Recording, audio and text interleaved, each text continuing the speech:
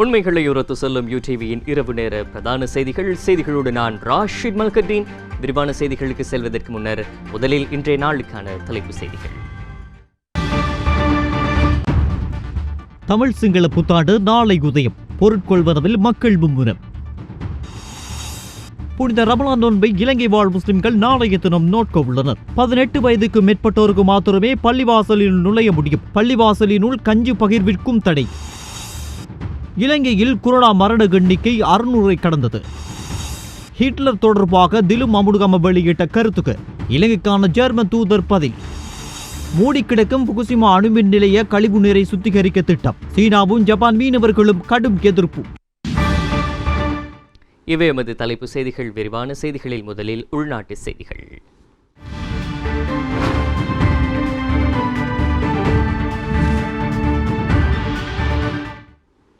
தமிழ் சிங்கள சித்திரை புது வருடம் நாளை உதயமாக உள்ளது. செவ்வாய் 10ஆம் வீட்டில் அமர்ந்திருக்கும் நேரத்தில் இந்த பிளவு வருடம் பிறக்கிறது. வாக்கிய பஞ்சாங்கத்தின்படி 14ஆம் தேதி புதன்கிழமை அதிகாலை 1:39 இந்த புது வருடம் பிறக்கவுள்ளது.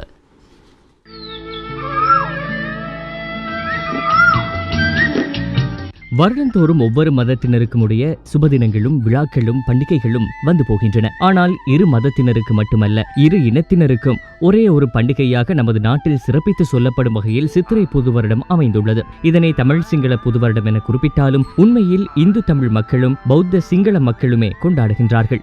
வேறுபட்ட மதங்களையும் மொழிகளையும் கொண்டுள்ள மக்கள் இணைந்து பண்டிகையொன்றை பெருவிழாவாக கொண்டாடுவது உலகில் வேறெங்கும் இருப்பதாக தெரியவில்லை. அந்த வகையில் இரு மதம் இரு மொழி சார்ந்த வகையில் சித்திரை புது வருடம் இருப்பதால் இலங்கையில் இது ஒரு தேசிய பெருவிழாவாக முக்கியத்துவம் பெறுவதை சிறப்பாக சொல்லலாம். இந்த சித்திரை புது வருட பிறப்பின் போது தமிழ் சிங்கள மக்கள் வெவ்வேறு பாரம்பரிய சமய அனுஷ்டான முறைகளை மேற்கொண்டு வருகிறார்கள். புது வருட பிறப்பன்று புண்ணிய காலத்தில் தலைக்கு மருத்து நீர் தேய்த்து ஸ்நானம் செய்வது இந்து மக்களது வழக்கம் என்பதுடன் அதுவே புது வருடத்தில் முதற்கர்மமாகவும் அமைகிறது. புது வருடம் பிறந்த பின்னர் வரும் குறிப்பிட்ட சுப நாளன்று சுப நேரத்தில் தலைக்கு எண்ணெய் வைத்து ஆசி பெறுவது பௌத்த மக்களது பாரம்பரிய வழக்கமாக பின்பற்றி வருவதுடன் அதுவே அவர்களது புது வருடத்தில் ஆரம்ப கர்மமாகவும் இருக்கிறது. இந்து மக்கள் மருத்து நீர் தேய்த்து ஸ்நானம் செய்வது என்பது முக்கியத்துவம் வாய்ந்தது மட்டுமல்ல, அனைவராலும் தவறாது பின்பற்றப்படவும் வேண்டியதுமாகும். பிறக்கவிருக்கும் இந்த பிளவ வருடம் எல்லோருக்கும் நல்ல சுபிட்சம் தரும் ஆண்டாகவும் தொட்டது துலங்கும் ஆண்டாகவும் இருக்க யூடிவி பிரார்த்திக்கிறது. இலங்கை ஜனாதிபதி கோட்டாபய ராஜபக்ஷ மற்றும் சீன ஜனாதிபதி ஷி ஜின்பிங் ஆகிய இரு நாட்டு தலைவர்களும் உருவாக்கிய முக்கிய உடன்பாடுகளை வழிகாட்டுதலாக கொண்டு சீனா இலங்கை ஒத்துழைப்பு கூட்டுறவை தொடர்ந்து உயர்நிலைக்கு முன்னெடுத்து செல்வோம் என சீனாவின் இலங்கைக்கான தூதுவர் தெரிவித்துள்ளார். தமிழ் சிங்கள புத்தாண்டை முன்னிட்டு வெளியிட்டுள்ள வாழ்த்து செய்தியிலேயே அவர் இதனை தெரிவித்துள்ளார்.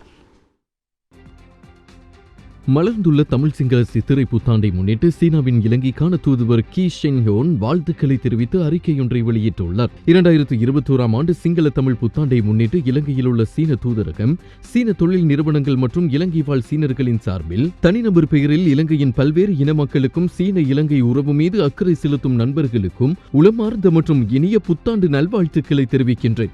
கடந்த ஓராண்டில் சீனா இலங்கை இடையே பரஸ்பர அரசியல் நம்பிக்கை இடைவிடாமல் மேம்பட்டு வந்துள்ளது. சீன ஜனாதிபதி ஷி ஜின்பிங் மற்றும் இலங்கை ஜனாதிபதி கோட்டாபய ராஜபக்ஷ ஆகியோர் இருமுறை தொலைபேசியில் உரையாடினர். இதனிடையில் தொலைநோக்கு பார்வையில் சீன இலங்கை உறவுக்கு வழிகாட்டி இருநாட்டு ஒத்துழைப்புகள் குறித்தும் முக்கிய உடன்பாடுகளை உருவாக்கியுள்ளனர். பலதரப்பு அரங்குகளில் சர்வதேசத்தின் நேர்மை மற்றும் நீதியையும் இரு தரப்புகளின் கூட்டு நலன்களை பேணிக்காக்கும் வகையில் நாங்கள் பலமுறை ஒற்றுமை மற்றும் ஒருங்கிணைப்புடன் செயற்பட்டுள்ளோம். கடந்த ஓராண்டில் இரு நாடுகளும் ஒன்றிணைந்து COVID-19 நோய் தொற்றை எதிர்த்து போராடியுள்ளன. இதனிடையே இலங்கையின் பல்வேறு துறையினர்களும் அளித்த உறுதியான ஆதரவுகளை சீன மக்கள் மறக்க மாட்டார்கள். சீனா இலங்கைக்கு பொருட்கள் மற்றும் தடுப்பூசிகளை நன்கொடையாக அளித்ததோடு நிதி ஆதரவுகளையும் வழங்கியுள்ளது. இருநாட்டு மக்கள் இன்னல்களை கூட்டாக சமாளித்து வரும் போக்கில் நம் பாரம்பரிய நல்லுறவு மேலும் மேம்பட்டுள்ளது. கடந்த ஓராண்டில் பல்வேறு துறைகளில் நடைமுறைக்கு ஏற்ற ஒத்துழைப்புகளை இரு நாடுகள் முன்னெடுத்துச் சென்றுள்ளன.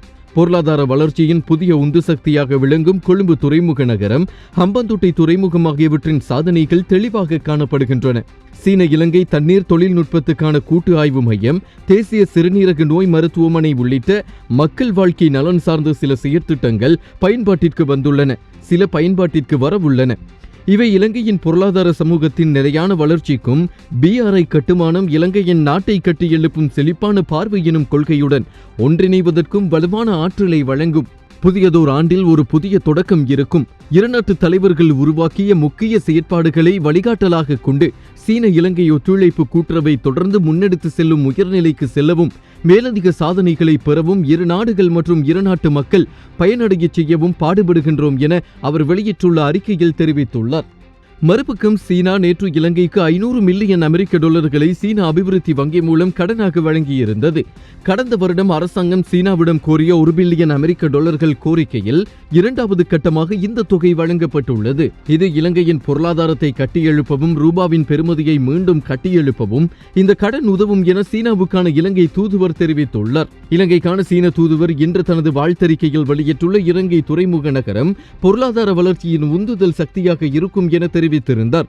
ஆனால் இந்த துறைமுக நகரம் சீனாவின் ஒரு பிராந்தியத்தை இலங்கைக்குள் உருவாக்குவதற்கான முயற்சி என மக்கள் விடுதலை முன்னணியின் தலைவர் அனுரகுமார திசாநாயக்க நேற்று குற்றம் சாட்டியிருந்தார். அத்தோடு அந்த பிராந்தியம் இலங்கையின் எந்த நிர்வாக பிரிவின் கீழும் வராது எனவும் அதனை ஒரு ஆணைக்குழு மட்டுமே ஆளும் எனவும் தெரிவித்திருந்தார். அத்தோடு இலங்கையர்கள் அங்கு சேவைகளை மாத்திரம் வரையறையின்றி பெற முடியும் எனவும், பொருட்களை வாங்கினால் அதற்கான வரியை செலுத்த நேரிடும் எனவும் சட்டங்கள் மாற்றப்பட்டுள்ளதாக தெரிவித்தார். இதேவேளை குறித்த பிராந்தியத்துக்கு தேவையான சகல சட்டங்களையும் முழுவதுமாக நீக்கி அல்லது லேசாக்கி கொடுக்க தேவையான சட்ட நகலை பிரதமர் மஹிந்த ராஜபக்ஷ நாடாளுமன்றத்தில் முன்வைத்துள்ளதாக தெரிவித்தார். அவ்வாறு குறித்த சட்டநகல் நிறைவேறிவிட்டால் அதன்படியே அங்கு சகல சட்டங்களும் முன்னெடுத்துச் செல்லப்படும் என தெரிவிக்கப்படுகிறது. ஒரு ஜனநாயக ஆட்சி நடக்கும் இலங்கை நாட்டில் ஆதிக்கம் செலுத்த மும்முனை போட்டி நடந்து வருகிறது. ஒரு பக்கம் இந்தியா, மறுபக்கம் அமெரிக்கா, இன்னொரு பக்கம் சீனா. அனைத்து வளங்களும் செழித்து விளங்கும் நம் நாட்டுக்கு சீனா ஏன் இவ்வளவு அக்கறை காட்டுகிறது என்பதை பொறுத்திருந்துதான் பார்க்க வேண்டும். ஹிஜ்ரி 1442 இஸ்லாமிய ஆண்டுக்கான புனித ரமலான் நோன்பை இலங்கை முஸ்லிம்கள் நாளைய தினம் நோக்கவுள்ளனர். கோவிட்-19 தாக்கம் உலகளவில் உச்சத்தை தொட்டுள்ள நிலையில் இலங்கையிலும் வைரஸின் பரவல் தொடர்வதால் இம்முறை சகல பள்ளிவாயல்களிலும் சுகாதார வழிமுறைகளை பேணி மட்டுப்படுத்தப்பட்ட நிலையில் தமது தொழுகைகளை மேற்கொள்வது இலங்கை வாழ் சகல முஸ்லிம்களுடைய கடமையாக உள்ளது. உலகில் வாழ்கின்ற சுமார் 1.8 பில்லியன் முஸ்லிம்கள் புனித மாதமாக கருதுகின்ற மாதம்தான் இந்த ரமலான் மாதம். இஸ்லாமிய நாட்காட்டியில் 9வது மாதமான ரமலான் மாதத்தை ஆரம்பிப்பதற்கான தலைப்பிறை பார்க்கப்பட்டு இந்த ரமலான் மாதத்தை முஸ்லிம்கள் ஆரம்பிக்கின்றனர். பிறை தென்படாவிட்டால் 8வது மாதமான ஷவ்பான் மாதத்தை 30 நாட்களாக பூர்த்தி செய்துவிட்டு ரமலான் மாதத்தை ஆரம்பிக்கின்றனர். உலக நாடுகளில் உள்ள முஸ்லிம்கள் இந்த மாதத்தை கண்ணியமாக கருதுகின்ற நிலையில் அதிகமாக தொழுகைகள் மற்றும் இதர மார்க்க செயற்பாடுகளில் ஈடுபடுகின்றனர். குடும்பங்களில் ஒன்று சேர்ந்து உணவு விருந்துகளை வைத்தல், முடியுமானவர்கள் ஏழைகளுக்கு உதவிகளை செய்தல் என பல நல்ல காரியங்களில் ஈடுபடுவது வழக்கம்.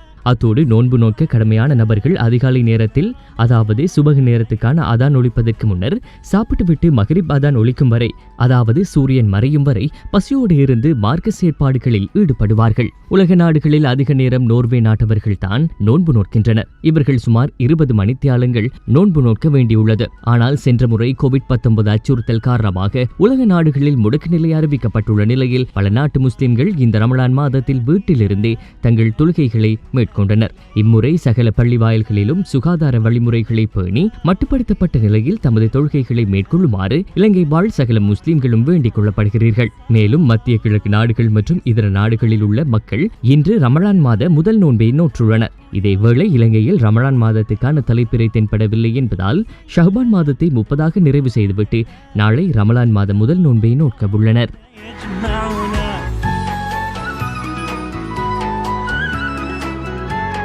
இந்த நிலையில் இலங்கை வக்ஃப் சபை பின்வரும் பணிப்புரைகளை அனைத்து பள்ளிவாயல்களினதும் நம்பிக்கையாளர்களுக்கும் பொறுப்பாளர்களுக்கும் விடுக்கிறது. பள்ளிவாயலுக்கு அனுமதிக்கப்பட வேண்டிய நபர்களின் எண்ணிக்கை மற்றும் கஞ்சி விநியோகம் போன்ற பள்ளிவாயலில் மேற்கொள்ளப்பட வேண்டிய ஏதேனும் பிற நடவடிக்கைகள் இருந்தால் அவை தொடர்பாகவும் தங்களது பிரதேச பொது சுகாதார அத்தியட்சகரின் அல்லது சுகாதார மருத்துவ அதிகாரியின் ஆலோசனையை பெறுதல். எந்தவொரு பள்ளிவாயலிலும் மேற்கொள்ளப்படும் வணக்க வழிபாடுகள் அல்லது பிற நடவடிக்கைகளால் சகோதர மத சமூகங்களுக்கு எந்தவிதமான இடையூறும் அல்லது தொந்தரவும் ஏற்படாது என்பதை உறுதிப்படுத்தல். கோவிட்-19 தொடர்பான மற்ற அனைத்து சுகாதார, பாதுகாப்பு மற்றும் வக்ஃப் சபையின் முன்னைய விதிமுறைகள், வழிகாட்டல்கள் பள்ளிவாயல்களில் மிகவும் கண்டிப்பாக பின்பற்றப்படுகின்றனவா என்பதை உறுதிப்படுத்தல். மேற்கூறியவற்றில் எவ்வித மீறல்களும் இல்லை என்பதை உறுதிப்படுத்துவது பள்ளிவாயலினது, நம்பிக்கையாளர்கள், நம்பிக்கை பொறுப்பாளர்கள் உள்ளிட்டோரினது முழுமையான பொறுப்பாகும். இதேவேளை ரமலான் நோன்பு காலங்களில் முஸ்லிம்கள் தமது வணக்க வழிபாடுகளை பள்ளிவாயலினுள் எவ்வாறு அமைத்துக் கொள்ள வேண்டும் மற்றும் அங்கு கடைபிடிக்க வேண்டிய வழிகாட்டல்கள் உள்ளடங்கிய சுற்றறிக்கை ஒன்றினை சுகாதார அமைச்சு இன்று வெளியிட்டுள்ளது. அந்த வகையில் குறித்த சுற்றறிக்கையில் இவ்வாறு குறிப்பிடப்பட்டுள்ளது. ரமலான் காலத்தில் 18 வயதுக்கு மேற்பட்டவர்கள் மாத்திரமே பள்ளிவாசலுக்கு வணக்க வழிபாடுகளுக்காக செல்ல முடியும். 18 வயதுக்கு கீழ் உள்ளவர்கள் பள்ளியினுள் நுழைய முடியாது. பள்ளிவாசலை சுற்றி வரும் இடங்களில் சுற்றித் திரியவும் கூடியிருக்கவும் முடியாது. 1 மீட்டர் சமூக இடைவெளியை பேணி வணக்க நடவடிக்கைகளை மேற்கொள்ள வேண்டும். ஒரே தடவையில் 100 பேருக்கு அதிகமானோர் ஒன்று கூட முடியாது. வணக்க வழிபாடுகளுக்காக பள்ளிவாசல்களில் 1 மீட்டரை குறிக்கும் வகையில் புள்ளி இட்டு இருக்க வேண்டும்.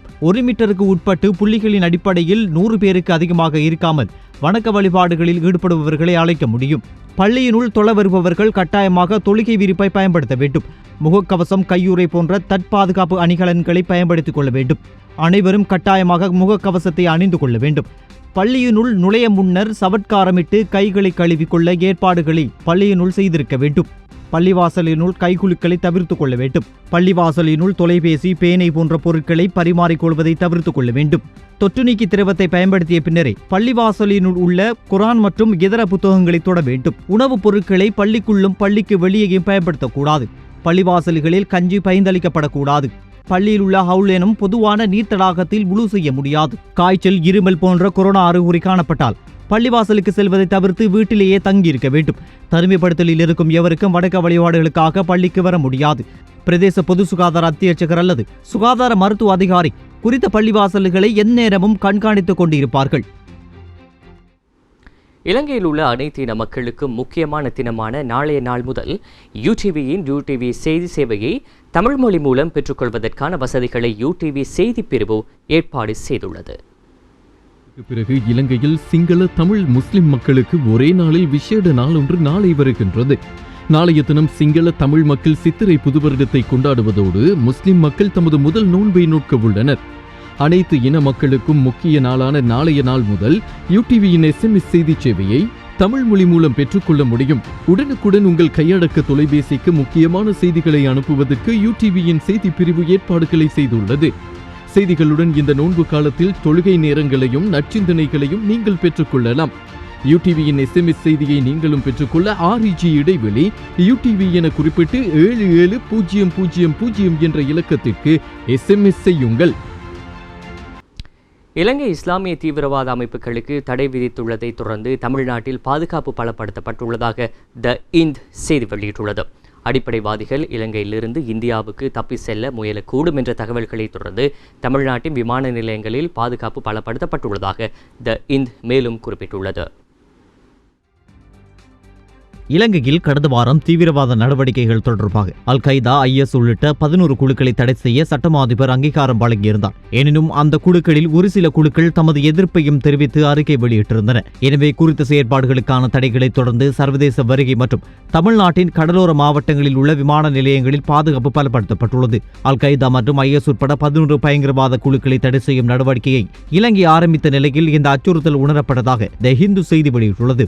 மேலும் குறித்த தடையை அடுத்து ஏற்படக்கூடிய அச்சுறுத்தல் தொடர்பாக அனைத்து மாநில ஆணையாளர்கள் மற்றும் போலீசாருக்கு அறிவுறுத்தியுள்ளதாக அறிவிக்கப்பட்டுள்ளது. இலங்கையிலிருந்து மத அடிப்படைவாதிகள் விமானம் அல்லது கடல் வழியாக சட்டவிரோதமாக குடியேறுவதற்கான வாய்ப்பு குறித்தும் சுட்டிக்காட்டப்பட்டுள்ளது. இந்நிலையில் மத அடிப்படைவாதிகள் தமிழ்நாட்டில் தளம் அமைப்பதை தடுக்க உளவுத்துறையை பலப்படுத்தவும் மாநிலம் முழுவதும் கண்காணிப்பை தீவிரப்படுத்தவும் போலீசாருக்கு அறிவுறுத்தல் விடுக்கப்பட்டுள்ளது.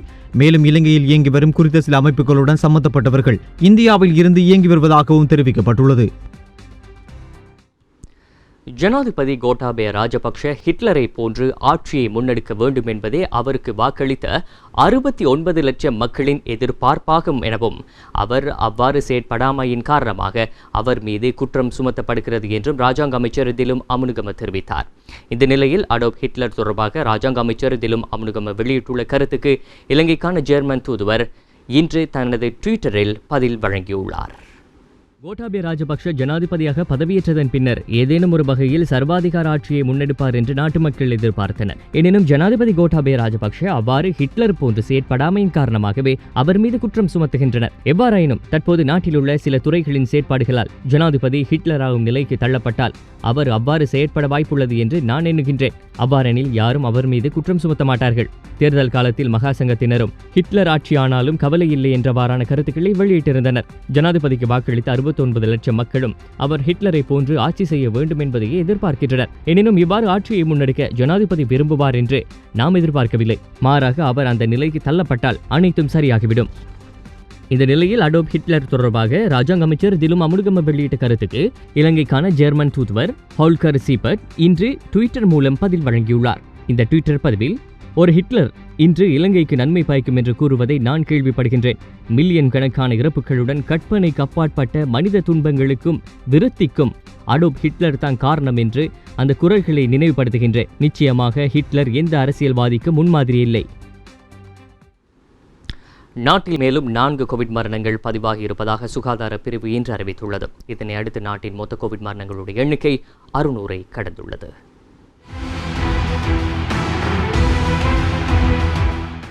நாட்டில் மொத்த கோவிட் மரணங்களுடைய எண்ணிக்கை 602ஆக உயர்வடைந்துள்ளது. நேற்றைய தினம் நாட்டில் 4 கோவிட் மரணங்கள் பதிவாகியிருப்பதாக இன்றைய தினம் சுகாதார தரப்பு உறுதிப்படுத்தியிருந்தது. இதனை அடுத்து நாட்டின் மொத்த கோவிட் மரணங்கள் 600ஐ கடந்தது.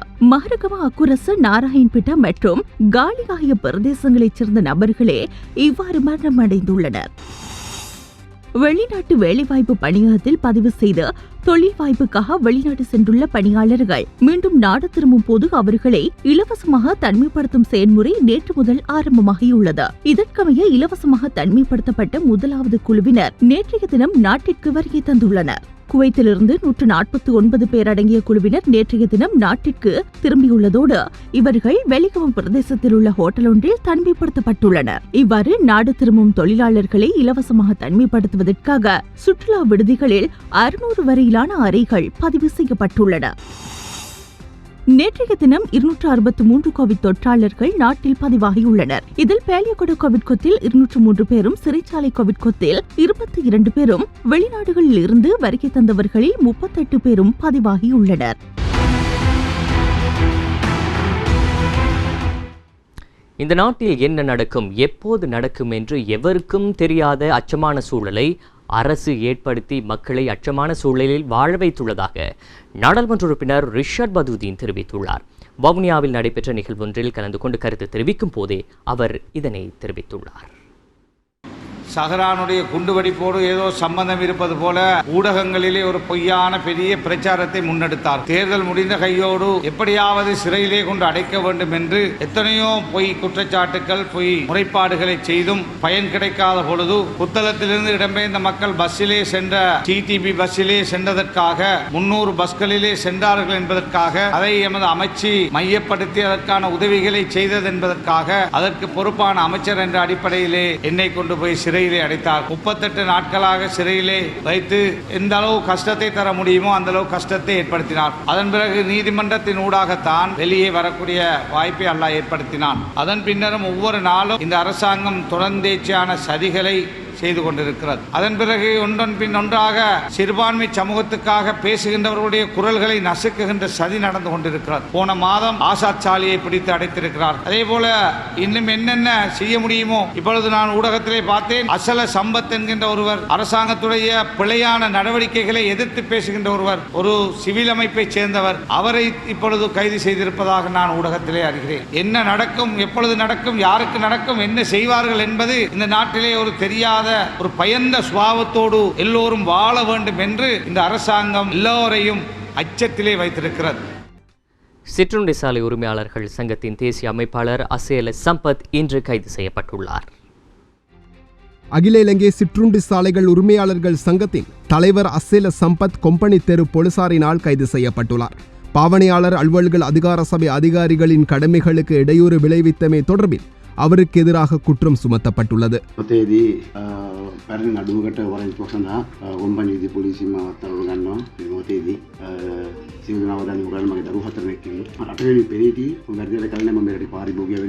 கைது செய்யப்பட்ட அவர் கோட்டை நீதிமன்றத்தில் முன்னிலைப்படுத்தப்பட உள்ளதாக தெரிவிக்கப்படுகின்றது.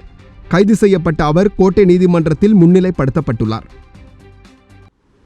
சமுர்த்தி மற்றும் குறைந்த வருமானம் பெறுவோர் உள்ளிட்ட தேர்ந்தெடுக்கப்பட்ட குடும்பங்களுக்கான தமிழ் சிங்கள சித்திரை புத்தாண்டை முன்னிட்டு 5000 ரூபாய் நிவாரண கொடுப்பனவு இன்றைய தினம் வழங்கப்பட்டன. 2 அல்லது அதற்கு மேற்பட்ட தகுதிகளை கொண்ட நபர்கள் ஒரே குடும்பத்தில் இருப்பார்களாயின் அந்த குடும்பத்துக்கு 5000 ரூபாய் மாத்திரமே வழங்கப்படும் என ராஜாங்க அமைச்சர் ஷெஹான் சேனசிங்க தெரிவித்தார். දිනේ අවසාන වෙද්දී පවුල් ඒකක 13,10,000ක් සඳහා අපි රුපියල් 5,000 දීමනාව ලබා දීලා තියෙනවා. මේ වෙන විටත් මේ දීමනාව ලැබෙමින් පවතිනවා. குறித்த பணிகள் நேற்றைய தினம் ஆரம்பிக்கப்பட்டிருந்தன. இதற்கமைய 13,10,000 குடும்பங்களுக்கு நேற்றைய தினம் 5,000 ரூபாய் புத்தாண்டு நிவாரண கொடுப்பனவு வழங்கப்பட்டுள்ளது. குறித்த கொடுப்பனவுகளுக்கு தகுதியுடையவர்கள் இன்று பெற்றுக்கொள்ள முடியாவிட்டால் எதிர்வரும் 15ஆம் தேதி பெற்றுக்கொள்ள முடியும். எனினும் குறித்த நிவாரண கொடுப்பனவினை கொடுப்பதற்கு கையிருப்பில் இருந்த நிதி பற்றாக்குறை மற்றும் அதனை விநியோகிக்கும் அதிகாரிகளின் தொழிற்சங்க ஆதரவு வழங்காமை உள்ளிட்ட காரணங்களினால் நேற்று பல்வேறு இடங்களில் சிக்கல்கள் ஏற்பட்டிருந்தது. எவ்வாறாயினும் இன்றைய தினம் 5,000 ரூபாய் புத்தாண்டு கொடுப்பனவுகள் வழங்கும் நடவடிக்கைகள் முன்னெடுக்கப்பட்டுள்ளது. கோவிட்-19 காரணமாக இறுதியாக 5,000 ரூபாய் தகுதி பெற்ற குடும்பங்களில் 10 வகைகளிலிருந்து 7 வகையான பயனாளிகளை கொண்ட குடும்பங்கள் இந்த 5,000 ரூபாயை பெற்றுக்கொள்வதற்கு தெரிவு செய்யப்பட்டுள்ளன. இதன் அடிப்படையில் சமுர்த்தி பெறுவோர், குறைந்த வருமானம் கொண்டோர் மற்றும் முதியோர் கொடுப்பனவு பெறும் நபர்களை கொண்ட குடும்பங்கள் இந்த 5,000 ரூபாய் நிவாரண கொடுப்பனவை பெறும் குடும்பங்களாக தகுதி பெறுகின்றன. அத்துடன் விசேட தேவையுடைய நீரிழிவு நோய் கொடுப்பனவு பெறுவோர் மற்றும் மேன்முறையீடு செய்து தகுதி பெறும் குடும்பங்கள் சார்ந்தோருக்கும் குறித்த 5,000 ரூபாய் நிவாரண கொடுப்பனவு வழங்கப்பட உள்ளது. எவ்வாறாயினும் இவற்றில் ஏதேனும் 2 அல்லது அதற்கு மேற்பட்ட தகுதிகளை கொண்ட நபர்கள் ஒரே குடும்பத்தில் இருப்பார்களாயின் அந்த குடும்பத்திற்கும் வழங்கப்படும். இதேவேளை இன்றைய தினம் திருகோணமலை மாவட்டத்தில் 5,000 ரூபாய் கொடுப்பனவு வழங்கி வைக்கப்பட்டது. மாவட்ட நாடாளுமன்ற உறுப்பினர், மாவட்ட ஒருங்கிணைப்பு குழுவின் இணைத் தலைவருமான கபில ருவான் அத்துக்கோரல அவர்கள் கலந்து கொண்டு 5,000 ரூபாய் கொடுப்பனவினை வழங்கி வைத்தார். இந்த அளவில் யூடிவி நிறைவு நேர பிரதான செய்தியை நிறைவுக்கு கொண்டு வருகிறோம். எமது அடுத்த பிரதான செய்தியை நாளை இரவு 7:30 எதிர்பாருங்கள். தொடர்ந்தும் யூடிவி நிகழ்ச்சிகளோடு இணைந்திருங்கள்.